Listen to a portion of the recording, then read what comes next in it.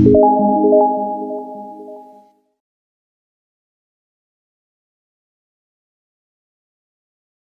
friends, my name is Dr. Vishal Mahajan, MD काय चिकित्सा. Welcome to चरक संहिता lecture series. That is आपण ह्या विषयाला संहिता अध्ययन 2 या नावाने इथून पुढे ओळखणार आहोत. चरक जो संहिता अध्ययन 2 पार्ट आहे तुम्हाला सेकंड इयर BMS च्या विद्यार्थ्यांसाठी, त्याच्यातच चरक संहिता पूर्वार्धचा समावेश आहे, म्हणून आपण चरक संहिता लेक्चर सिरीज या नावाने सुरुवात केलेली आहे. आज आपण सुरुवात करणार आहोत चरक संहिता सूत्रस्थान मधला 13वा अध्याय, ज्याचं नाव आहे स्नेह अध्याय. स्नेह अध्याय बघायच्या आधी, स्नेह अध्याय सुरुवात करायच्या आधी आपल्याला त्या अध्यायाची पार्श्वभूमी माहिती करून घेणं महत्वाचं आहे, किंवा त्या अध्यायामध्ये आपण काय काय बघणार आहोत आणि त्याचं महत्व काय आहे ते बघून घेणं महत्वाचं आहे. तर जो स्नेह अध्याय आहे ह्यामध्ये बेसिकली आपल्याला जे चिकित्सेच्या स्वरूपात किंवा चिकित्सा रुग्णांवर उपचार करत असताना जे काही विविध आपण कर्म करत असतो, जसे काही चिकित्सेचे काही पार्ट आहे, ते शोधन चिकित्सा झाली, शमन चिकित्सा झाली, तर ह्याच्या दोन्ही प्रकारे आपण स्नेहाचा उपयोग करत असतो. आणि त्याच तो स्नेह काय असतो, तो स्नेह कसा वापरला जातो, रुग्णांमध्ये त्याची मात्रा काय असावी, त्याचे गुण काय असावेत, किंवा स्नेह कोणत्या पद्धतीचा वापरला गेला पाहिजे, कोणत्या आजारपणामध्ये वापरला गेला पाहिजे, कोणत्या रुग्णांमध्ये तो वापरला गेला पाहिजे, किती मात्रेत वापरला गेला पाहिजे, प्रॉपर मात्रेत किंवा प्रॉपर वेळेत जर वापरला गेला नाही तर त्याच्यामुळे काय उपद्रव उद्भवू शकतात, याबद्दल पण या चर्चा या विषयामध्ये, या अध्यायामध्ये आपल्याला सांगण्यात आलेली आहे. तर स्नेह अध्याय सुरुवात करूया. बाकीचे जे काही सब टॉपिक आहेत किंवा जे काही स्पेसिफिक उपयोग आहेत किंवा स्पेसिफिक ज्या कंडिशन्स आहेत किंवा स्पेसिफिक विषय आहेत ह्या अध्यायाचे, ते आपण एक एक करून बघूयात. तर स्नेह अध्याय बघण्याच्या आधी आपल्याला एक सिनारिओ इमॅजिन करायला लागणार आहे, किंवा आपण एक सिनारिओ किंवा एक हायपोथेटिकल कंडिशन इमॅजिन करूया, जेणेकरून आपल्याला हा स्नेह अध्याय आणि स्नेह अध्यायाच्या पुढचे जे काही अध्याय आहेत, पूर्ण चरक संहिता पण आपण जर समजूत म्हणू तरी काही वावगं ठरणार नाही. तर ती पूर्ण चरक संहिता समजून घेण्यासाठी एक हायपोथेटिकल सिनारिओ आपण लक्षात घेऊया. जसे की समजा की तुम्हाला माहिती असेल, तुम्ही फर्स्ट इयर मध्ये शिकला असाल किंवा आतापर्यंत तुम्हाला माहिती झालं असावं की चरक संहिता ही लिखित स्वरूपात पहिल्यांदा, एक मिनिट, चरक संहिता ही जी संहिता आपल्या समोर आलेली आहे, हा आयुर्वेदाचा लिखित स्वरूपात बऱ्याच वर्षापूर्वी आपल्या समोर आली होती. ती अग्निवेशाने पहिल्यांदा लिहिली होती. तोपर्यंत जे काही आयुर्वेदाचं नॉलेज होतं ते माउथ टू माउथ किंवा गुरु शिष्य परंपरेने मिळत होतं. तर जसं की तुम्ही आयुर्वेद अवतारांना मध्ये बघितलं असेल, पहिला अध्याय चरक संहितेचा जो आहे की ब्रह्मास्मृत आयुषो प्रजापती माझी ग्रह, तो जो काही सिक्वेन्स आहे तो पुनर्वसु अत्रेयापर्यंत येऊन थांबतो. आणि पुनर्वसु अत्रेयांनी पुढे आपल्या 6 शिष्यांना ते चरक संहिता किंवा आयुर्वेदाचं नॉलेज दिलं, आयुर्वेदाचं ज्ञान दिलं. आणि तो पुढे मग त्या 6 शिष्यांपैकी जो त्यांचा एक अग्निवेश म्हणून जे शिष्य होते, त्यांनी त्याला पहिल्यांदा आयुर्वेदाला लिखित स्वरूपात मांडलं. आणि तिथून पुढे मग इतर त्यांच्या सहपाठ्यांनी म्हणजे इतर शिष्यांनी सुद्धा ते वेगवेगळ्या त्यांच्या संहितांमध्ये त्याला लिखित स्वरूपात घेतलं. तर त्यातलं जे अग्निवेशाने केलं त्याला अग्निवेश तंत्र म्हटलं गेलं. अग्निवेश तंत्रालाच प्रतिसंस्कृत चरकांनी केलं. असं करत करत आपल्याकडे तो चरक संहिता आपल्यापर्यंत पोहोचलेली आहे. तर आपण एक सिनारिओ किंवा एक इमॅजिन असं करूया की अग्निवेश हा एक अत्रेयांचा शिष्य होता, आपण पण शिष्य आहोत. अग्निवेशांपर्यंत जे नॉलेज आलेलं आहे, आयुर्वेदाचं जे शाश्वत नॉलेज आहे किंवा शाश्वत ज्ञान आहे, ते आपल्याला कसं मिळावं याच्यासाठी कोणी प्रयत्न केले असतील किंवा ह्याच्यासाठी जर कोणी पहिलं पाऊल उचललं असेल तर ते उचललं होतं अग्निवेशाने. तोपर्यंत जे माउथ टू माउथ येत होतं ते नॉलेज सगळ्यांपर्यंत पोहोचेल आणि ते लिखित स्वरूपात प्रत्येक जण आपल्या परीने स्वतः वाचू शकावा किंवा प्रत्येकाला ते लिखित स्वरूपात अवेलेबल व्हावं, याच्यासाठी अग्निवेशाने पहिल्यांदा ती चरकसंहितेच्या किंवा अग्निवेश तंत्राच्या स्वरूपात लिहून काढलं होतं. तर आपण एक असं समजूया की अग्निवेशांची जी काही आयुर्वेदाच्या बाबतीत जी पाठशाला होती किंवा जे काही त्यांचा आश्रम होता, त्यात आपलं ऍडमिशन उशिरा झालं आहे किंवा आपण त्यावेळेस ऍबसेंट होतो, आपलं ऍडमिशन नव्हतंच किंवा आपण तेव्हा अवेलेबल नव्हतो. पण जसं एखाद्या आपण जेव्हा क्लासमध्ये जातो आणि आपल्या आधी आपण ज्या दिवशी गैरहजर राहतो आणि आपला मित्र जर कोणी हजर असेल तर तो आपल्याला जसं सांगतो की कालच्या लेक्चर्समध्ये किंवा आधी आपण ज्या दिवशी ऍबसेंट होतो त्या दिवशी काय काय घडलं, काय काय सरांनी काय काय टॉपिक शिकवले, काय नवीन टॉपिक शिकवले, काय महत्वाच्या गोष्टी सांगितल्या, जसं आपला मित्र आपल्याला सांगतो तसंच अग्निवेश आपल्याला सांगत आहेत की अत्रेय, जे काही अत्रेय होते, अत्रेयांनी असं सांगितलं होतं किंवा अत्रेयांनी हा विषय आम्हाला शिकवला किंवा हा विषय असा शिकवला गेला किंवा ह्याच्याबद्दल अशी माहिती दिली. या सगळ्या गोष्टींबद्दल अग्निवेशाने आपल्याला चरक संहितेमध्ये किंवा अग्निवेश तंत्रामध्ये सांगितलं होतं. म्हणूनच इथे तुम्हाला वेळोवेळी किंवा प्रत्येक अध्यायामध्ये इति भगवान अत्रेय हा असा जो शब्द येतो, जसं की आता ह्या अध्यायाच्या बाबतीत आपण पहिल्यांदा बघूया की जो पहिला श्लोक आहे, अथात स्नेहाध्यायम व्याख्यास्यामः इति स्माह इति हस्माह भगवान अत्रेय. आता अग्निवेश काय करत आहेत, अग्निवेश आपला सहपाठी आहे समजा किंवा आपण अग्निवेशांचे ज्युनियर आहोत असं समजून घ्या तुम्ही.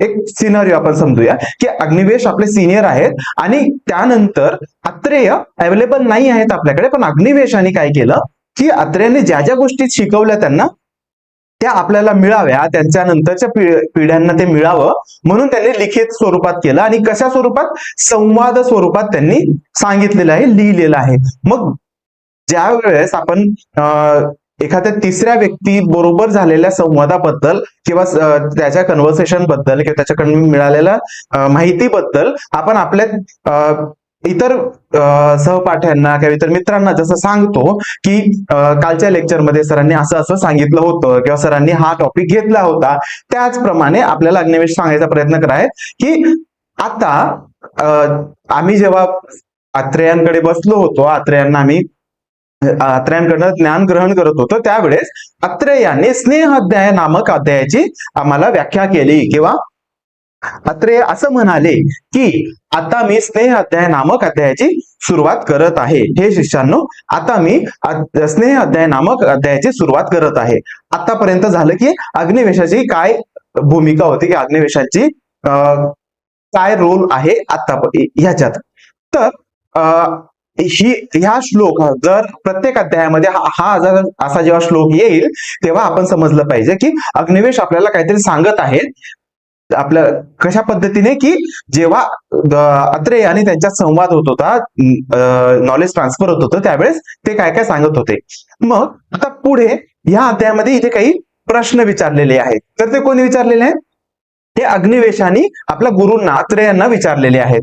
तर कसं होतं की समजा की आता आपण एक सिनारिओ आपण इमॅजिन केलेलंच आहे की अत्रेय आणि हे गुरु होते, यांचा आश्रम होता किंवा एक त्यांचा काय म्हणू एक ट्रीटमेंटसाठी सेटअप होता आणि त्यांचा एक गुरुकुल होता असं समजूया. आता गुरुकुलमध्ये अग्निवेशादी इतर शिष्यांचं ऍडमिशन झालं होतं.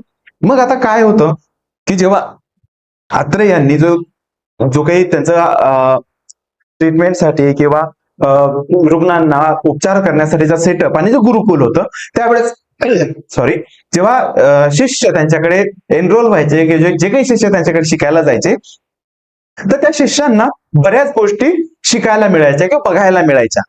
जसं की त्यांना बऱ्याच ठिकाणी अत्रेय किंवा त्यांचे इतर जे सहयोगी आहेत काही ठिकाणी औषध निर्माण करत आहेत, कोणी वनातून औषधी गोळा करून आणत आहे, कोणाकडे जी औषधी गोळा करून आणलेली आहे ती कोणी कोणत्या एखाद्या वनस्पतीचे फक्त पानं आणलेली आहेत, एखाद्या वनस्पतीची फक्त फळं आणलेली आहेत, काही एखाद्या वनस्पतीची मुळं आणलेली आहेत, असं बघायला मिळत असेल. किंवा एखादा रुग्ण अत्रेय किंवा इतर जे काही तिथे ट्रीटमेंट करण्यासाठी फॅसिलिटीज अवेलेबल होत्या तेव्हा अत्रेय मुनी जे काही रुग्ण येत होते त्यांचे हिस्ट्री कशी घेत होते, त्यांना कसं त्यांचे एक्झामिनेशन करत होते की त्यांचा हेतू कसे बघत होते, त्यांना त्यांच्या डायग्नोसिस कसं करत होते, निदान कसं करत होते, त्यांच्यावर चिकित्सा वेगवेगळ्या पद्धतीने बघत असावेत.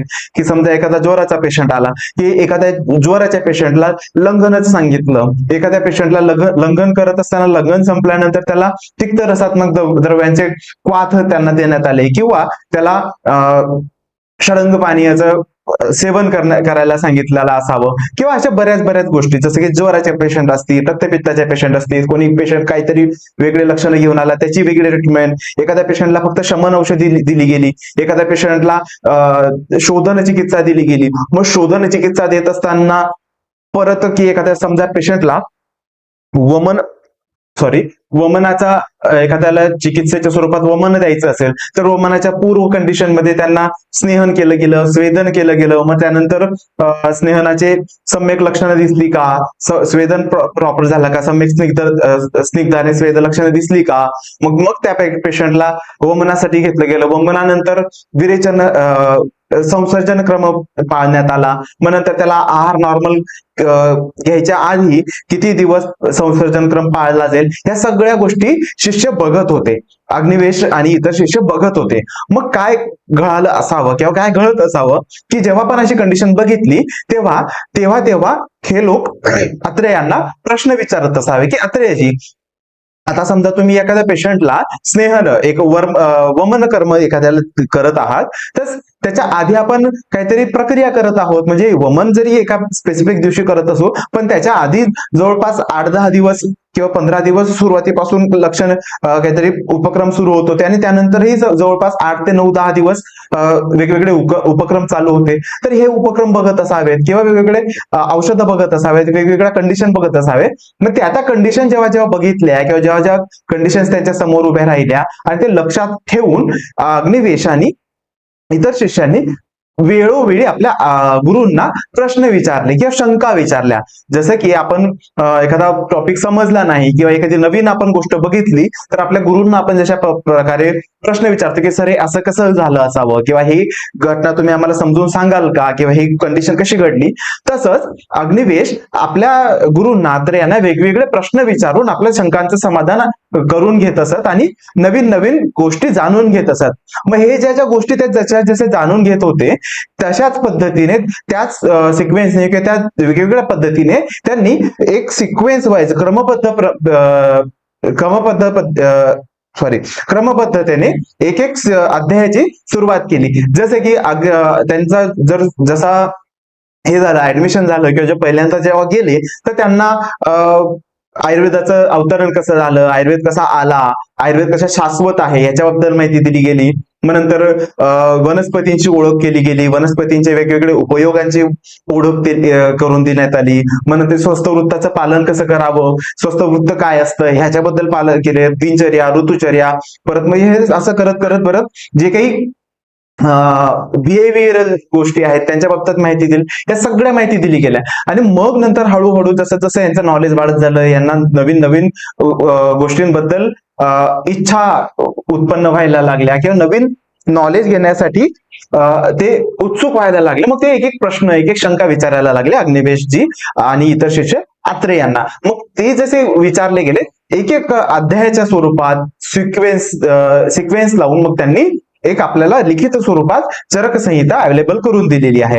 म्हणून जेव्हा पण आपण बघू चरक संहितेचे अध्याय, तिथे पहिला अध्याय इति हस्मा भगवान अत्रेय, म्हणजे भगवान अत्रेयांनी असं सांगायला सुरुवात केली असं तुम्हाला दिसेल. आणि पुढे संवाद स्वरूपात की अग्निवेश अत्रेयांना प्रश्न विचारत आहेत आणि अत्रेय त्यांना उत्तर देत आहेत, अशा पद्धतीने ते तुम्हाला प्रत्येक अध्याय बघायला मिळणार आहे. तसाच या अध्यायामध्ये आता सुरुवात आपण बघूया. बरीच प्रस्तावना झालेली आहे, आता आपण नवीन डायरेक्ट अध्यायाला सुरुवात करूया. पहिला श्लोक जो आहे आपण बघितलाच, तर या श्लोक मध्ये काय दिलेलं आहे, अथात स्नेह अध्याय व्याख्यास्यामः इति हस्मा भगवान अत्रेय.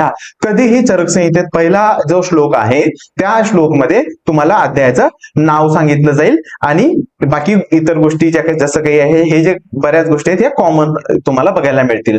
तर अध्यायाचं नाव आपल्याला माहिती झालेलं आहे. आता आपण बघूया काय सुरुवातीला काय गोष्टी घडल्या. आता काय आहे की अग्निवेश क्युरियस आहेत, त्यांना इच्छा आहे की ज्या ज्या घटना घडत आहेत, जसे जसे रुग्णांच्या प्रक्रिया आणि वेगवेगळ्या पद्धतीने उपचार केले जात आहेत रुग्णांवर आणि रुग्णांच्या कंडिशन्सवर, तर त्याच्या सुरुवात आता अग्निवेशाने सुरुवात केलेली आहे की नवीन गोष्टी माहिती करून घेण्यासाठी.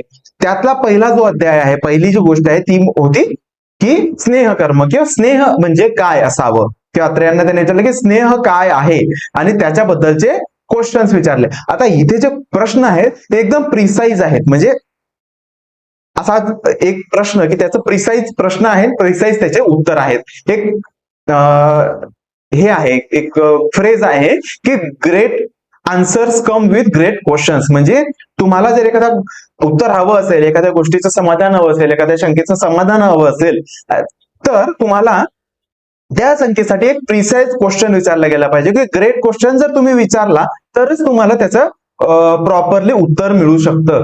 तशाच पद्धतीने ग्रेट क्वेश्चन्स अग्निवेशाने आपल्या गुरूंना विचारलेले आहेत. जसं की त्यांनी फक्त असं नाही विचारलं की गुरुजी किंवा अत्रेय आपण मला सांगा की स्नेह म्हणजे काय आहे, किंवा स्नेहाबद्दल तुम्हाला जी जी माहिती आहे ती मला सांगा, असं त्यांनी नाही म्हटलं. असं जर ते विचारलं असतं तर ते वेग ठरलं असतं किंवा खूप एक वेग क्वेश्चन होता तो, मग त्याला अत्रेयजी प्रॉपरली उत्तर देऊ शकले नसते.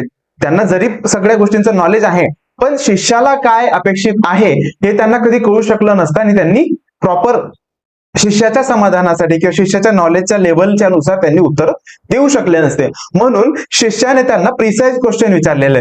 कसे आपण इथे बघूया की इथे जसं इथे एक प्रस्तावना सांगितलेली सांख्ये ही संख्यात संख्ये ही सहासीनं पुनर्वसून जगत हितार्थ प्रपच्छम वन्निवेश स्वसंशयम.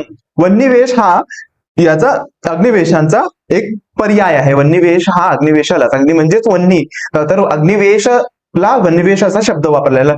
वन्निवेश हा स्वसंशयम, वन्निवेशाने स्वसंशय, स्वतःचे प्रश्न, स्वतःचे संशय अग्निवेश त्यांच्या गुरूंना विचारले. कोण गुरु? जे सिद्ध पुरुष आहे, जे खूप नॉलेजेबल आहेत, ज्यांना खूप नॉलेज मिळालेले आहे, खूप ते सिद्ध व्यक्ती आहेत. अशा व्यक्ती, असे जे पुनर्वसू आहेत, अशा व्यक्तींना, अशा पुनर्वसूंना वन्निवेशांनी आपले संशय विचारले, आपले प्रश्न विचारले. कशासाठी विचारले? जगत हितार्थम प्रपृच्छम, जगत हितासाठी किंवा प्राणीमात्राच्या हितासाठी, जगाच्या कल्याणासाठी त्यांनी काही प्रश्न विचारले. कोणते प्रश्न विचारले? तर इथे त्यांनी मग ते प्रिसाइज प्रश्न विचारायला सुरुवात केली. जवळपास 25 ते 26 प्रश्न त्यांनी विचारलेले आहेत स्नेहाच्या बाबतीत. स्नेह काय असावा, स्नेहाच्या योनी काय, हे सगळं आपण बघूया. तर इथे आपण एक एक प्रश्न बघूया. किम योनयाः कति स्नेहाः के च स्नेहगुणाः पृथक्. आता ह्या याच्यात त्यांनी 2 प्रश्न विचारलेले आहेत. कोणते कोणते?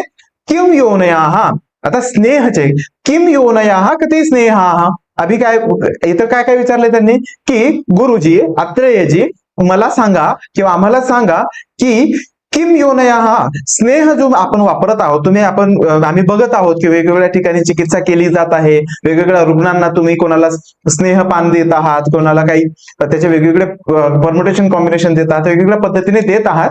पण हे जे स्नेह आहेत ते आपण कुठून मिळवू शकतो, आपल्याला कुठून भेटत असतात ते, की आपला आपण जो पण आपण स्नेह त्यांना देत असतो तो आपण कुठून आणावा किंवा कुठून मिळतो, जेणेकरून जेव्हा आम्ही रुग्णांना चिकित्सा करू किंवा आमच्या नंतरच्या जी पिढी चिकित्सा करतील त्यांना माहिती असावं की स्नेह कुठून येतो. म्हणून त्यांनी विचारले की किम योनयाः कति स्नेहाः केच स्नेहगुणाः पृथक्. इथे काय विचारले की स्नेह कुठून कुठून मिळेल आम्हाला. मग जो स्नेह आम्हाला मिळेल, जिथून जिथून तुम्ही जसं सांगाल तो स्नेह जो मिळेल तर त्याचे गुण काय असावेत किंवा त्याचे गुण काय असतील. वेगवेगळ्या स्नेहाचे, वेगवेगळे जो स्नेह आम्ही वापरणार आहोत त्याचे जे काही ऑइल, फॅट किंवा जे ऑइली सबस्टन्सेस, फॅटी सबस्टन्सेस आम्हाला मिळणार आहेत वेगवेगळ्या योनीपासून. योनी म्हणजे डेरिव्हेशन्स कुठून येणार आहेत, कोणत्या गोष्टीपासून आम्ही स्नेह एक्स्ट्रॅक्ट करू शकतो, स्नेह आम्हाला मिळू शकतो. आणि त्या स्नेहाचे जो स्नेह आम्हाला मिळेल त्याचे वेगवेगळ्या स्नेहाचे गुण काय असावेत किंवा काय काय गुण असतील हे पण आम्हाला सांगा. की परत मग पुढे काल अनुपाने के कस्य कति काश्च विचारणाः. आता जो स्नेह आम्हाला मिळाला त्याचे गुणही आम्हाला तुम्ही सांगाल, तुम्ही ते जे सांगितलेले आहेत किंवा तुम्ही आता जे काही आम्हाला स्नेह सांगाल त्यांचे गुण जे सांगाल, तर तो स्नेह पान करत असताना, स्नेह सेवन करत असताना, रुग्णाला देत असताना त्याचा काल काय असावा, कोणत्या काळात स्नेह घेतला गेला पाहिजे, कोणता स्नेह कोणत्या काळात दिला गेला पाहिजे हे पण आम्हाला सांगा. काल सांगत असताना तुम्ही अनुपान सांगा, म्हणजे स्नेह घेत असताना त्याच्यासोबत व्हेइकल म्हणून आम्ही काय कोणत्या कोणत्या गोष्टी वापरल्या पाहिजे, कोणते कोणते आहार्य पदार्थ वापरले पाहिजे जेणेकरून तो स्नेह शरीरामध्ये चांगल्या पद्धतीने शरीरात आम्ही इंजेस्ट करू शकू, खाऊ शकू किंवा त्याचं पान करू शकू किंवा रुग्णाला पान करण्यासाठी देऊ शकू आणि तो स्नेह जास्तीत जास्त शरीरामध्ये शोषला जाईल, ऍब्सॉर्ब केला जाईल. असं काय अनुपान असावं त्याच्यासोबत हे सुद्धा सांगा. परत त्यांनी कधी काष्ट विचारणा, मग काल सांगाल, अनुपान सांगाल. परत जर एखादा पेशंट आहे ज्याला आम्हाला स्नेह द्यायचा आहे पण त्याच्या वेगवेगळ्या पद्धतीने आम्ही कसा त्याला बनवून देऊ शकतो किंवा त्याच्या वेगवेगळे परमुटेशन्स काय असू शकतात. स्नेह एकच स्नेह मला जर द्यायचा असेल पण रुग्णाला त्याला वेगवेगळ्या फॉर्म मध्ये जर मी देऊ इच्छित असेल किंवा रुग्णाच्या कंडिशननुसार वेगवेगळ्या जर फॉर्म्स मध्ये मला कन्वर्ट करून द्यायचा असेल स्नेह, तो कसा द्यावा. विचारणा म्हणजे स्नेह कोणत्या कोणत्या फॉर्म मध्ये, कोणत्या कोणत्या डेरिव्हेटिव्हन्स मध्ये, कोणत्या कोणत्या त्याच्या कॉम्बिनेशन्स आम्हाला बनवता येतील किंवा कोणते कोणते त्यांचे कल्प बनवू शकू आम्ही, कोणत्या कोणत्या आहार्य कल्पना आम्ही बनवू शकू जेणेकरून तो स्नेह घेण्यासाठी रुग्णाला सोयीस्कर ठरेल किंवा त्या रुग्णाच्या कंडिशननुसार ते सोयीस्कर असेल. अशा पण गोष्टी आम्हाला, ह्या गोष्टीबद्दल पण आम्हाला सांगा. कति मात्रा कथनमाना का च केषु उपदिश्यते. आता इथे त्यांनी 3 प्रश्न विचारलेले आहेत. किती मान म्हणजे आम्ही तो स्नेह किती प्रमाणात त्या पेशंटला, एखाद्या रुग्णाला किंवा एखाद्या व्यक्तीला आम्ही स्नेह पान किती मात्रेत देऊ शकतो. मान म्हणजे कमीत कमी आणि जास्तीत जास्त किती प्रमाणात आम्ही तो स्नेह त्यांना देऊ शकतो. मान म्हणजे एकदा आपण जेव्हा स्नेहपान करायला सुरुवात केली, रुग्णाला स्नेहपान द्यायला सुरुवात केली तर जास्तीत जास्त कमीत कमी आम्ही किती देऊ शकतो स्नेह. आज उद्या 10 दिवसांमध्ये, समजा 10 दिवस तुम्हाला स्नेह द्यायचा, एक एक्झाम्पल घेऊ की 10 दिवस स्नेह द्यायचा असेल तर 10 दिवसात आपण किती प्रमाणात त्या स्नेह द्यायला असा पाहिजे किंवा रुग्णाला किती प्रमाणात स्नेह देता येईल याच्याबद्दल सांगा. ठीक आहे. सॉरी, इथे मान लवकर आपण सांगितलं. कती मात्रा कथनमाना, मात्रा काय असावी, एकदा स्नेह एका डोसची मात्रा काय असावी. स्नेह पान जो करत असेल रुग्ण किंवा रुग्णाला आम्ही प्रिस्क्राईब करत असू स्नेह, तर तो स्नेहाची मात्रा काय असावी, किती प्रमाणात एका वेळेस किती डोस त्याने घ्यावा हे सांगा. परत मग मान जसे याच्या आधी मी सांगितलं की किती प्रमाणात टोटल किती स्नेह तो रुग्ण घेऊ शकतो किंवा रुग्णाला देण्यात यावा ही गोष्ट सांगा. काच केषु उपदिश्यते, तुम्ही कोणाला तो स्नेह, आता तुम्ही आम्हाला सांगितलं की स्नेह कुठून प्राप्त होईल, स्नेहाच्या योनी काय आहे, स्नेहाचे गुण काय असतील, मग परत त्याचा काल काय असावा, अनुपान तुम्ही मला सांगाल, त्याचे वेगवेगळे कॉम्बिनेशन आम्ही काय बनवू शकतो, काय आहार्य कल्पना बनवू शकतो त्या सांगा, त्याची मात्रा सांगा, परत त्याचं मान सांगा, किती प्रमाणात मी स्नेह देऊ शकतो आणि कोणाला देऊ शकतो, आम्ही कोणत्या रुग्णामध्ये, कोणत्या व्यक्तीमध्ये स्नेह देऊ शकतो. केषु उपदिश्यते म्हणजे कोणाला आम्ही देऊ शकतो हेही सांगा. कश्च केभ्यो हितः स्नेहाः प्रकर्षाः स्नेहने कश्च, आता कोणाला तो आम्ही देऊ शकतो, कोणत्या कंडिशन अशा असतील, कोणते आजारपण असे असतील, कोणते रुग्ण असे असतील की ज्याला आम्ही स्नेह देऊ शकू आणि कोणत्या आजारपणामध्ये कोणता स्नेह आम्ही वापरावा. काश्च केभ्य हिताः स्नेहाः प्रकर्षाः स्नेहने काश्च. आता इथे काय आहे, काश्च केभ्यो हिताः स्नेहाः, कोणाला कोणता स्नेह हितकर राहील, कोणत्या मेडिकल कंडिशन मध्ये, कोणत्या आजारपणामध्ये कोणता स्नेह हितकर राहील, कोणता स्नेह कोणत्या रुग्णाला देण्यात यावा, व्याधीच्या कोणत्या कंडिशन मध्ये कोणता स्नेह देण्यात यावा याबद्दलही आम्हाला मार्गदर्शन करा किंवा याची पण शंका निरसन करा. प्रकर्षाः स्नेहने कश्च. मग एवढं सगळं सांगितल्यानंतर, एवढा सगळा उपक्रम केल्यानंतर रुग्णांमध्ये कमीत कमी किती दिवस आम्ही स्नेह द्यावा, जास्तीत जास्त किती दिवस आम्ही स्नेह द्यावा हेही सांगा. प्रकर्ष म्हणजे ड्युरेशन स्पॅन किती असावा, ड्युरेशन ऑफ स्नेहपान, स्नेहपान करत असताना कोणत्या रुग्णामध्ये कोणत्या कंडिशन मध्ये स्नेहपानाचा प्रकर्ष म्हणजे कमीत कमी आणि जास्तीत जास्त तो जो काळ आहे किंवा एक ड्युरेशन आहे ते किती असावं कोणत्या रुग्णामध्ये, हेही आम्हाला सांगा. याच्याबद्दलही शंका निरसन करा.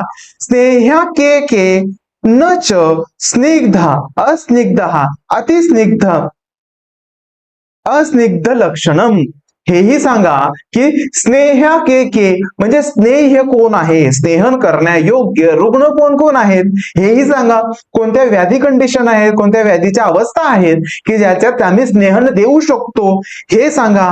न च, आता न च म्हणजे स्नेह्या के कोण कोण असे आहेत किंवा कोण आहेत की ज्यांना के न च, आता कोण असे आहेत की ज्यांना आम्ही स्नेह देऊ शकतो आणि कोण असे आहेत, कोण रुग्ण असे असतील की ज्यांना आम्ही स्नेह नाही द्यायला पाहिजे किंवा कोणत्या रुग्णाला वैद्याने स्नेहन करावं आणि कोणत्या रुग्णाला स्नेहन करू नये ह्याच्याबद्दलही आम्हाला मार्गदर्शन करा. परत स्निग्ध, आता स्नेहन सांगाल मी किंवा कोण तुम्ही की मला कोणत्या रुग्णाला द्यायचं आहे आणि कोणत्या रुग्णाला नाही द्यायचं आहे इथपर्यंत तुम्ही सांगाल.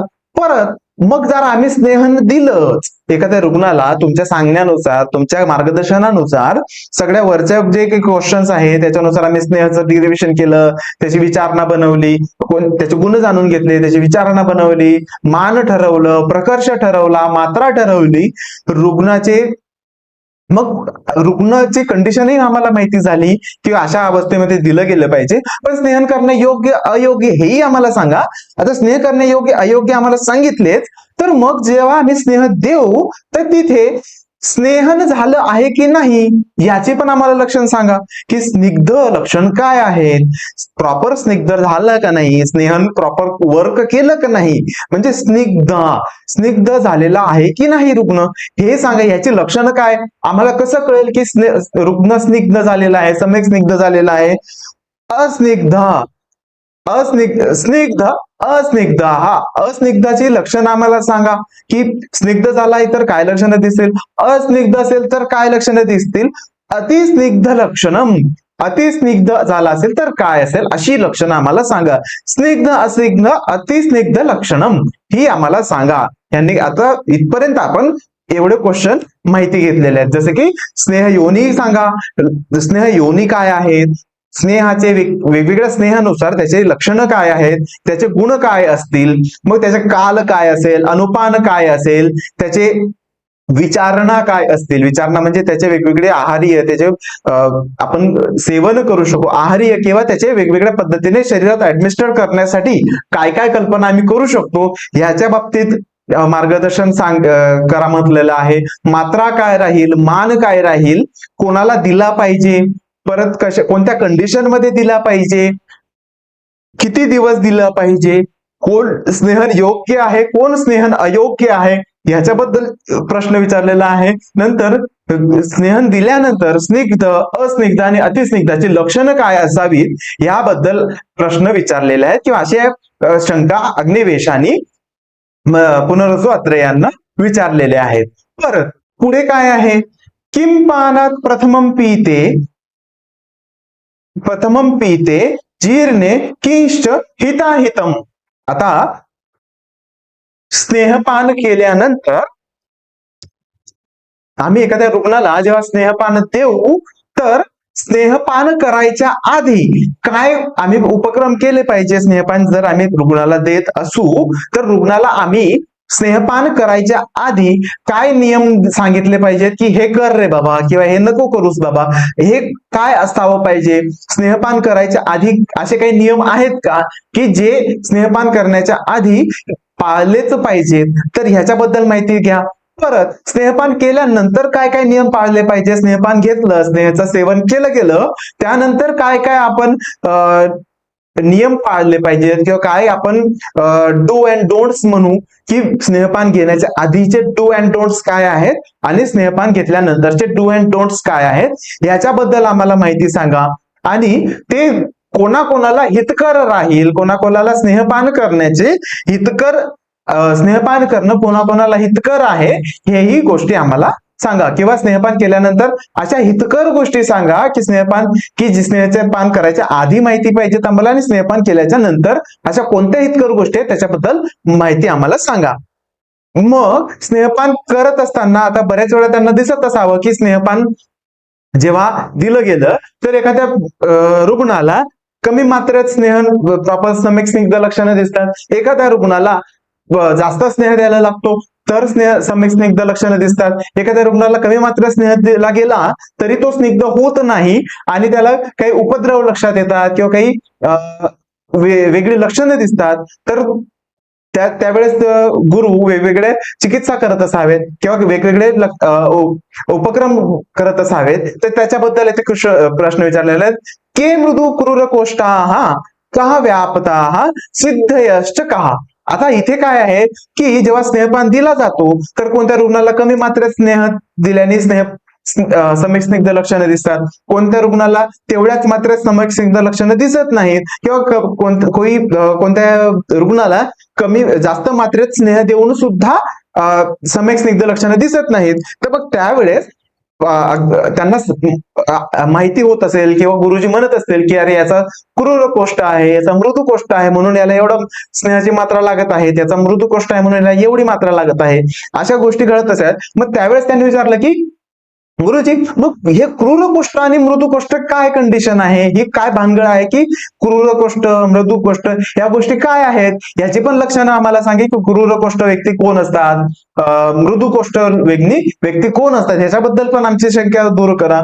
मग जर स्नेह मी दिला आणि एखाद्या रुग्णाला व्यापद निर्माण झाले तर काय, किंवा जर वरती जे काही तुम्ही नियम सांगितलेले आहेत, वरती ज्या काही तुम्ही कंडिशन सांगितल्या स्नेहपान करण्यासाठी किंवा स्नेहपान घेतल्याच्या आधीचे नियम डू अँड डोंट्स, नंतरचे डू अँड डोंट्स जे आहेत हे जर आम्ही फॉलो केले नाही, एखाद्या रुग्णाने फॉलो केले नाही किंवा चुकीच्या पद्धतीने स्नेहाचं पान करण्यात आलं तर काय काय व्यापद निर्माण होऊ शकतात ह्याची पण आम्हाला कल्पना द्या किंवा ह्याच्याबद्दल पण आम्हाला गाईड करा. आणि जर व्यापद निर्माण झाले तर त्याची सिद्धी, त्याची चिकित्सा काय असावी, त्याला आम्ही चिकित्सेने कसं आम्ही ते उपद्रव किंवा जे व्यापद आहेत ते दूर करता येतील याबद्दल पण आम्हाला सांगा. मग पुढे आता इथपर्यंत माहिती झालं. पुढचं काय आहे, अच्छे संशोधनेच ऐव स्नेहे का वृत्तीर इष्यते. आता इथे काय आहे की जर आम्हाला स्नेहाचे तुम्ही जसे विचारणा सांगितल्या वेगवेगळ्या, पण असे कोण व्यक्ती आहेत का किंवा असे काही कंडिशन आहेत का, जर किंवा आम्हाला जर स्नेह नॉर्मली वापरायचा असेल, फक्त स्नेह वापरायचा असेल, घृत म्हणू आपण, समजू आपण की तूप एकतर प्रॉपर नुसतं जे गोघृत आहेत ते किंवा वेगवेगळ्या औषधाने सिद्ध केलेले जे विचारणाच्या टाईपमध्ये किंवा वेगवेगळ्या सिद्ध विचारणा नाही, इथे आपण फक्त सिद्ध स्नेह किंवा प्रॉपर नुसता स्नेह इथे कंडिशन घेऊ. तर असा स्नेह म्हणजे अच्छा स्नेह म्हणजे फक्त स्नेह इथे जो असतो, फक्त स्नेह जेव्हा वापरला जातो, ज्याच्यासोबत वेगवेगळ्या आहारीय कल्पना जेव्हा वापरल्या जात नाही किंवा वेगवेगळे त्याचे फॉर्म्युलेशन्स वापरले जात नाही, त्याला आपण अच्छ स्नेह म्हणतो. तर अच्छ स्नेह देण्यायोग्य कोण आहे, असे कोणते रुग्ण आहेत किंवा संशोधन किंवा शमन चिकित्सा करत असताना, शोधन किंवा शमन चिकित्सा करत असताना अच्छ स्नेह देण्यायोग्य असे कोणते कोणते रुग्ण आहेत किंवा अशी कोणत्या कंडिशन आहेत जेव्हा आम्ही फक्त अच्छ स्नेह वापरला पाहिजे याबद्दल सांगा. मग विचारणा केशु योज्या विधिनात केन तत्प्रभो. आता काय आहे की संशोधन किंवा शमन करत असताना अच्छ स्नेह कोणत्या रुग्णामध्ये वापरला गेला पाहिजे, विचारणा वेगवेगळ्या कोणत्या रुग्णामध्ये कोणत्या कोणत्या विधीमध्ये वापरल्या गेल्या पाहिजे, कोणत्या कोणत्या विधीने वापरल्या गेल्या पाहिजे याबद्दलही आम्हाला आमचं शंका निरसन किंवा आम्हाला गाईड करा, असं अग्निवेश आपल्या गुरूंना विचारत आहे. स्नेहस्यामिति विज्ञानम ज्ञानमिच्छामि वेदितुम. इथे कसं मग त्यांनी सांगितलं की ह्या ज्या काही क्वेश्चन आहेत, ह्या ज्या आम्ही वेगवेगळ्या तुम्हाला प्रश्न विचारलेले आहेत, त्या आमच्या शंका आहेत गुरुजी, ह्या गोष्टी आम्ही बघत आलेलो आहोत, तुम्ही आम्हाला वेळोवेळी याच्याबद्दल हिंट देत आलेला आहात की ही गोष्ट अशी आहे ती अशी आहे, पण तुम्ही मला एका सिक्वेन्सनी किंवा आता ह्याच्या तुम्ही आता आम्हाला ज्ञान देणार आहात तर ह्याच्यामध्ये ह्या प्रश्नांमध्ये आम्हाला उत्तराच्या स्वरूपात तुम्ही जर ज्ञान दिलं तर बरं राहील. म्हणजे एकाच सेटअप मध्ये त्यांनी सगळे स्नेहाबद्दलचे जे काही प्रश्न आहेत त्यांना पडलेले, त्यांना ज्याच्या शंका आलेल्या आहेत अग्निवेशांना, त्यांनी एकाच ठिकाणी सगळ्या प्रश्न विचारून घेतलेले आहेत आणि ते जे काही उत्तरं मिळालेली आहेत ती लिखित स्वरूपात त्यांनी आपल्या समोर मांडलेली आहेत. त्यांनी हेही सांगितलं की जेव्हा पुनर्स्वत्रे आम्हाला अवेलेबल झाले किंवा जेव्हा लेक्चर सुरू होतं तेव्हा त्यांनी स्नेहा त्या सुरुवात केली आणि मग आम्ही त्यांना प्रश्न विचारले की स्नेहाबद्दल ह्या ज्या गोष्टी आहेत, हे असे जे प्रश्न आहेत, ह्याची उत्तर आम्हाला द्या, ह्या गोष्टी आम्हाला तुम्ही समजवून सांगा. आणि त्या प्रश्नांचं उत्तर आता आपल्याला खाली मिळणार आहे किंवा जे काही अत्रे यांनी उत्तर दिलं ते इथे खाली सांगण्यात आलेलं आहे. काय आहे बघूया आता पुढच्या श्लोक मध्ये, की मग आता इथून स्नेह अध्यायाचा प्रॉपर ऍक्च्युअल जो कन्सेप्ट आहे, ऍक्च्युअल जो कंटेंट आहे तो इथून सुरू होईल. ज्याचे प्रश्न विचारलेले आहेत त्याचे एकेकाची उत्तरं अत्रे यांनी खाली दिलेली आहेत. काय उत्तरं दिलेली आहेत बघूया.